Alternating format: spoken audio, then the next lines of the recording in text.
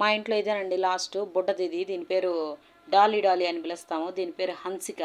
వాళ్ళ అక్కలు ఏది చేస్తే అదే చేయాలని చూస్తుందండి. డ్యాన్స్ అంటే పిచ్చండి దీనికి. ఎట్లా చేస్తుందంటే ఏ స్టెప్ వేస్తే దాన్ని ఇమిటేట్ చేయాలని చూస్తుంది అనమాట. బాగా తెలివైందండి ఇది. మా ఇంట్లో నలుగురు ఆడపిల్లకాయలు అయ్యేసరికి మమ్మల్ని అందరూ ఎక్కిరిస్తూ ఉంటారనమాట. అందరు ఆడపిల్లకాయలని. వీళ్ళల్లో ఉండే పవరు, వీళ్ళకు ఉండే ఇది ఎవరికి ఉంటుందండి ఆడపిల్లకాయలకి. కానీ మేమేం బాధపడడం లేదండి, హ్యాపీగా సాక్కుంటున్నామండి. నలుగురిని మాత్రము పిల్లకాయలని మంచి వృద్ధిలోకి తీసుకురావాలా, అందరు కళ్ళు కుట్టేలాగా మేము వీళ్ళని బాగా పెంచి పెద్ద చేసి మంచి ఉద్యోగాలు అట్లా వచ్చేలాగా చెయ్యాలి, చదివించి అనేది మా కోరిక అనమాట. చూడండి అసలు ఆ కళ్ళ మగపిల్లకాయలకు వస్తుందండి. ఉండింది మాకు కూడా మగపిల్లోడు కావాలని చెప్పేసి, కానీ ఏం చేయలేం కదండి. అందుకే అన్ని రకాలుగా దేవుడు ఇవ్వలేడు కదా ఎవరికి ఏమి.